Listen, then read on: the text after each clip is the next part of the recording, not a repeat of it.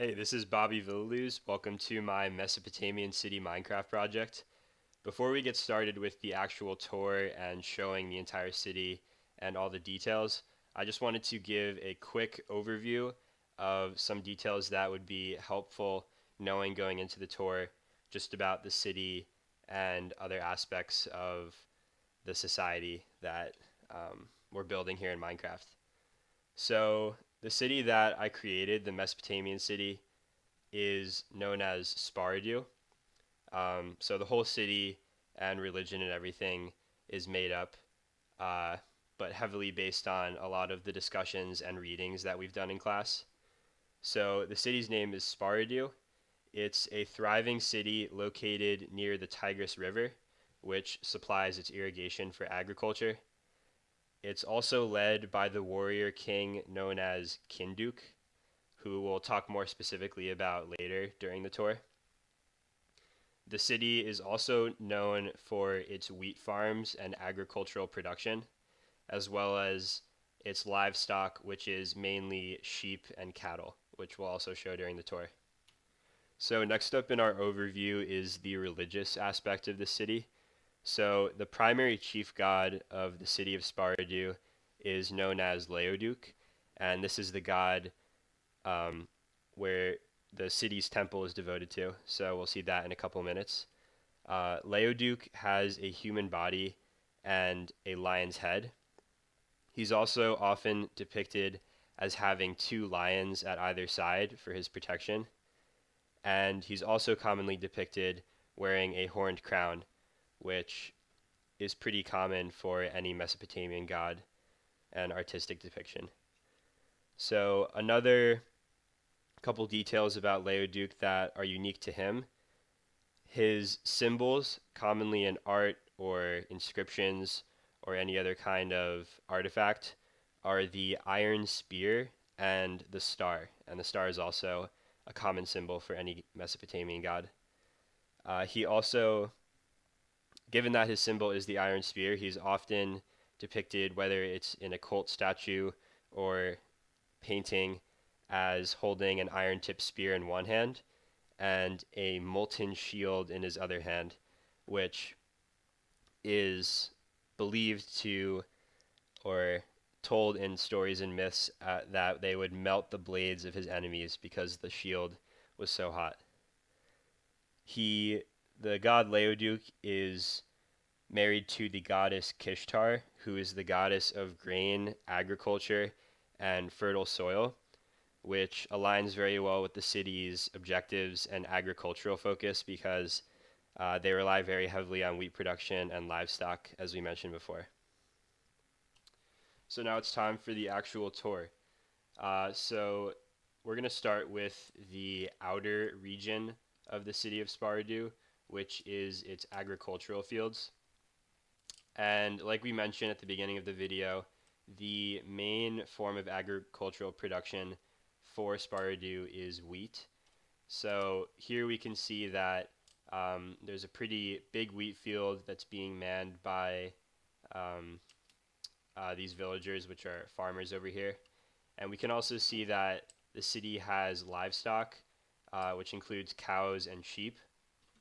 So it mainly sustains its people off of these things and also uses these resources to trade with other cities and nations. So another thing I just want to mention again is that it's important to note that this city and its fields are located next to this river, which is the Tigris River, we're saying. And that's just important to note because it provides the irrigation as well as the fertile soil that makes all of this agriculture possible. So if we leave these wheat fields and turn and head towards the city, we'll see that as we're crossing the Tigris River, we have some reeds along either side of it, as well as these palm trees on both sides of the river. And we have this bridge constructed as well to help people cross from the agricultural region into the denser city area. So moving on over here, we have another agricultural area, but it's more focused in the city area. So we could see that in addition to just wheat, we also have crops such as watermelon. Here we have some more wheat, and over there we have some hay bales sitting under this enclosure as storage. And if we move on from this area, we see so we have some donkeys here. We also have a fishing community. Got to clear that weather. So we have a fishing community over here. So we have this dock right here and these fishermen who are all in boats or on the land right now. And this shows another profession that's available to common civilians in the area. If we go into this area here, this is a butcher shop. So we see we have the butcher behind the counter right there. That again kind of relates to the agricultural production and kind of the system of commerce that we have.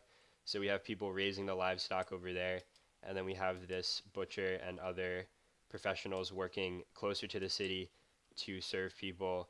And yeah, so moving on from this professional working area, which is comprised mostly of common lower class civilians, working class, we see that they're stationed in front of the temple, which if we zoom out, we can see is by far the largest structure in the city.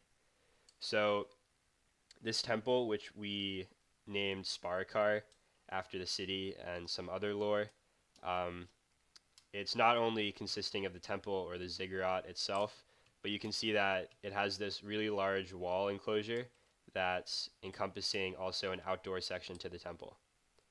So we'll tour each of these aspects in more detail, but looking at just the entrance here, we see that it's guarded by these two huge sandstone statues. And these sandstone statues, aside from providing the aesthetic value, they also relate to the god that this temple is worshiping, because they are carrying each a flaming spear and a shield. And if you remember from the beginning, we mentioned that the god Leoduk is depicted as holding an iron spear and a molten shield as his two primary weapons. So we see that their tools also relate to the god that we're worshiping here. And then another detail is that we have, if you see, this lapis lazuli, which was a very valuable material, and it was reserved usually for only the most important structures in any Mesopotamian city. So we see that a large amount of lapis lazuli is being used to embroider the entrance as well as the top, which we'll get to later. That's where the cult statue is located. So moving on from this entrance here, we have this walkway which leads up a staircase to the top, but we're not going to go there just yet because I want to show this outdoor area. So an important concept that relates to what we studied in class a lot was the design and the significance of how Mesopotamians designed their temples. So it was very important that Mesopotamians designed their temples so that there was a lot of separation between the outer world and the, as you got farther and farther in the temple, it got more and more significant in relation to the god in worship. So this outer area, aside from the wall, is kind of seen as that first barrier to getting closer and closer to worshiping the god. So this outdoor court, I kind of made it into this outdoor garden. So we have trees like palm trees and acacia trees, which I tried to imagine what kind of trees would be relevant to the environment where Mesopotamia and the city are imagined to be. And aside from these trees in this garden, the most important thing to point out is this lion statue right here in the center of this water. And this lion is important because, as we mentioned also at the beginning of this presentation, the god Leoduk is often depicted as having a lion at either side of him for his protection. And if we zoom out, we can actually see that on either side of the temple, there are two lions. So in that sense, the lions are not only depicted as protecting him in artwork and in myth, but also as protecting his actual physical temple. So moving on from the temple's exterior, there's another um, aspect that I wanted to point out that's not super obvious from the outside. And we can see that at the very bottom here under this staircase, we have this super inconspicuous door right here. Um, and this actually leads to, let me turn my sound down. It leads to a indoor workstation where all the servants and temple workers are actually working throughout the day and living. So all these people serve a lot of different functions. They're preparing food, they're making repairs on the temple, they're crafting tools that can be used for the temple upkeep, the defense of the temple, and a lot of other things to provide for the very complicated system that keeps this temple together. So aside from the fact that they're not the best living conditions, which shows that there was a lot of people involved in making a temple um, for any Mesopotamian temple or city. But it's also important to note that it was super inconspicuous and not easy to spot this workstation from the outside of the temple. And that was very intentional because almost all Mesopotamian temples, when they're being designed, um, they're being designed for things like festivals or a king's coronation or a very important religious event. So they wanted to try and conceal a lot of the upkeep that was required for the temples as much as possible. And they would do that by doing something like this, where they put a lot of their people and workers who maintain it in a location that's not visible to any outsiders during an event like that. So now that we've finished with the exterior of the temple and that lower level function, we can move on up to the actual staircase. So we can see that this is a very symmetrical and elaborate entrance. And that gets to one point which was important for Mesopotamian temples, which was axiality, and this idea of having um, this axis along which the temple and its entire design and how it's used is aligned. So we see that there's this very clear bilateral symmetry where either side of the temple is reflected, and that's really echoed throughout the entire design of it. So if we move up, we see that we have this first level here, or the second level, with some of these torches to illuminate the outside of it. We've got some exterior design that mirrors a lot of the ziggurats that we've seen historically, like the famous ziggurat of Ur. Um, the entrance is a little different from that ziggurat, but some of the other decorations are kind of similar.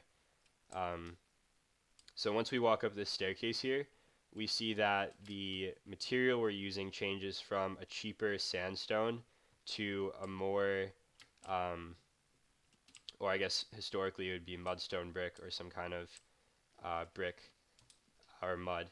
And then we see that this material changes to this white, more expensive looking substance, and in this game it's called quartz. But this was to illustrate that as we go to higher and higher levels of the temple, the functions that are associated with them are more and more significant and are closer to actually seeing or worshiping the god directly. So this change in material goes along with this whole theme of showing that as we get higher, we're getting closer to the god. So now that we're actually at the entrance, we can get back to one theme we were talking about earlier, which was the barriers between the outside world and increasingly important aspects of the temple. So we see that the grand entrance at the top of the staircase is actually blocked off here. So that's very intentional again, because the designers of the temple wanted to make sure that anyone from the outside wouldn't just be able to see the interior and possibly very religiously significant things or practices that were inside the temple. So we see these pressure pads right here actually are activated by a mechanical system where guards will let you into the building. That's the idea of it. So when you stand on there, they'll let you into the temple, but it won't let anyone from the outside world see, because the doors will close right behind you after you get inside. So if we stand on the pressure pads, we see that the door opens, so we can walk inside, and then once we come inside, the door closes again. So now that we're inside, we see that we're in the Holy Library of Leoduk and the temple, Sparakar. So we again see very elaborate and expensive materials being used. We could see the first time that lapis lazuli, a very rare material, is being used on this floor. And walking up here, we see we have these two book stands which are labeled the Heart of a Lion Cylinder 1 and the Heart of a Lion Cylinder 2. So if we open up this, we can see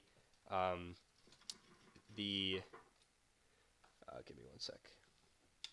The myth that was used to basically as the foundation for this divine constellation surrounding Leoduk and the king of this city named Kingar. So we'll see that whole story in this myth right here. So this is the first cylinder, the first section of the story. So if we start this, we can go to the next page. And it starts off as, "In the beginning there was nothing, no land, nor sea, nor sky, no bleating of the goats, nor cutting of wheat, nor clashing of swords, only the divine, only the gods. Leoduk, Denku, and Ninra, the great three, forgers of the cosmos. Soon after the beginning, the three decided, one must rise above all, one must rule. Disagreement arose. Who should rule the divine council? A divine battle would destroy everything before it began. Denku proposes an idea, a battle of champions. Each god shall create his own champion. The victor shall win the battle for his god, and that god shall rule. A superior god will rise by proving that he can create the superior man. The three craft their champions with the clay of the Tigris River, which is the river that's next to the city. Each god will bestow one divine power on their champion. Denku blesses his champion with the strength of a bull. His enemies will be crushed by the force of his sword. Ninrod bestows the flight of an eagle upon his champion, so that he soars past and through his foes. Leoduk watches the others at work, constructing their mighty champions. He pauses and looks upon his champion, Kingar. Upon Kingar, Leoduk bestows the heart of a lion, so that he would have an unshakable courage and mighty roar. So that was cylinder 1, so we can go to the next cylinder, cylinder 2. Denku and Ninra scoff at Leoduk in disbelief. How could you be so foolish? The heart of a lion will do nothing against my champion's unmatchable strength, says Denku. And what good will a mighty roar do your champion as mine slices through him with the speed of an eagle, says Ninra. Only one way to know, says Leoduk. Let them fight. The three champions are summoned to a field. There, they are left to fight. As soon as it begins, Denku and Ninra's champions go straight for each other, leaving the seemingly weak Kingar to the victor. What good will a lion's heart do against my sword, they both say. Kingar looks around. He spots a dark cave within running distance. He sprints towards the darkness, into the void. Hissing. Serpents hissing at the entrance. Any normal man would turn back and seek shelter elsewhere. A sword and shield is no match for serpents in the darkness. But Kingar marches on, without even a flinch. As they catch their breath, the other champions watch Kingar retreat into the cave. Coward, they say. Enraged at Kingar's weakness and strategy, they cease the duel and pursue the lonely warrior together.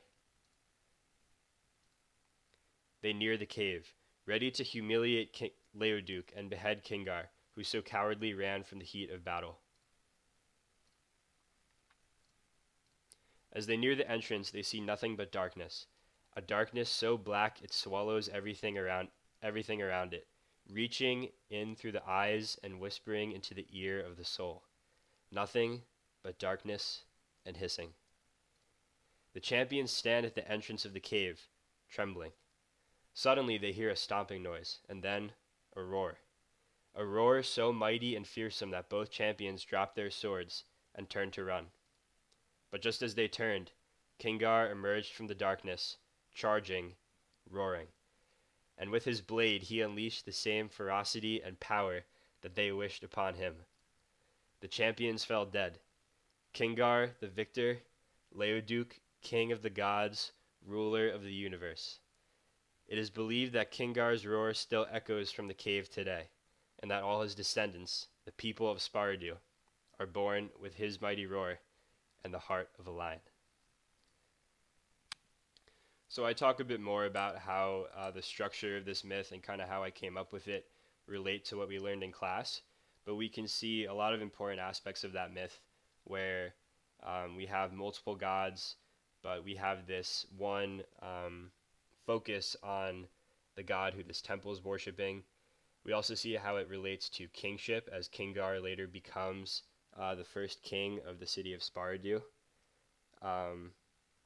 And we also see how even that myth, which dates back so many generations ago, is written to relate to the people of this present day city of Sparidu, where they inherited that trait of courage from Kingar. So those are common patterns and themes that we observed a lot in all the myths and stories that we read in class, so I tried to incorporate those into this one for the city. So moving on from this library down here, where we have other religious texts, we can go up a level to the second to last floor of the temple, which is the Hall of Kings. So again, as we see, the higher we go, the more important the significance is. So this is a memorial or a statue of every king who ever served for the city of Sparidu. And we see it goes from left to right. So this was the king Kingar, who the myth was about. And it goes all the way up to the current king and all of his descendants or predecessors. Some important things to point out are that the gold material was used, which is another very expensive material in Mesopotamia that was reserved for only the most important structures. We also see the star symbol, and that indicates that these people were very close. The king had a very close relationship with the god Leoduc, so the symbol is used as a decoration to indicate that relationship. And also we see that this gold is designed in the shape of wings, which again relates to the god Leoduc because he has wings as well as the lions that are often depicted next to him. So finally, moving on from this Hall of Kings section, going up to the final level where the actual cult statue is being stored, we see we have the only entrance being this water pillar. And the significance of that is that in a lot of things we read about temples and other rituals, purity before communicating or seeing a god or cult statue was extremely important. So the idea of this water is to cleanse oneself before communicating with the deity, who in this case is Leoduc. So if we swim up the water pillar and go onto this level, we finally see that we're at the top of the temple, and in front of us is the cult statue for Leoduc. So we can see here that there's this purple screen between us, and if you're not familiar with Minecraft, this is just a portal. And I use that here to get back to another important theme of temples, which is the idea of separation between mortals or humans and the divine. And since the cult statue is the embodiment, or as close as it gets to a physical embodiment of the divine, the Mesopotamians often designed a way to screen or provide some kind of barrier so that humans couldn't look directly at it while it was doing something. So we see here that the statue is a lot larger than a regular person would be. And some other important things to note are that the statue is depicted with common symbols that Leoduk, the god, is known to have. So we see his iron-tipped spear here, and then we also see this orange molten shield that he's carrying, and that again gets back to uh, things that can be used to identify a god, such as what they're carrying, being a common way of identifying a god in Mesopotamian art or other inscriptions. So now that we've finally finished touring all the levels of the temple, we can finally move on to the rest of the city. So the first thing we'll notice is the actual civilian houses, and it's you'd notice pretty quickly that most of them are designed very similarly, and they're all made out of the same building materials, and that closely resembles how Mesopotamian cities were actually laid out, where the commoner lower class houses were very compact and made out of cheap, accessible materials like mud dried brick or other materials that kind of these blocks are meant to resemble. So we can check out an example of what a interior of a house would look like. So we see that we've got a couple people living in here right now.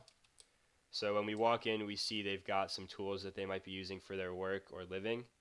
And aside from that, they have very basic, compact living quarters here. So an eating area and sleeping area as well. Moving on from there, we can also see that the roads are very cheap, like gravel or some kind of other cheap material that just gets a very rudimentary path throughout the town. So another important or interesting part of this town to point out is the merchant area. So we see over here that we have a lot of brightly different colored tents. This is a section where traders or foreigners might come and try to sell their goods and set up a tent while they're trying to sell to people who live in Sparidu. So we could see that they're selling goods such as watermelon. They might also have pumpkins or some kind of material that's not common to the area that might be considered valuable. So that's just a quick look at that section. And finally, the last and one of the most important things to check out in this city is the King's Palace. So we see here one important comparison to make between the palace and the ziggurat or temple is that if we look at them, the temple is clearly much taller than the palace, even though the king, who is the most powerful individual in the society, lives in the palace. And that connects to a really important Mesopotamian idea where the king serves the people in the sense that he provides that strong relationship or direct, as close as you can get with the god. So in that sense, the temple is the most important structure because even the king has to use that to do his job and serve the people of his city.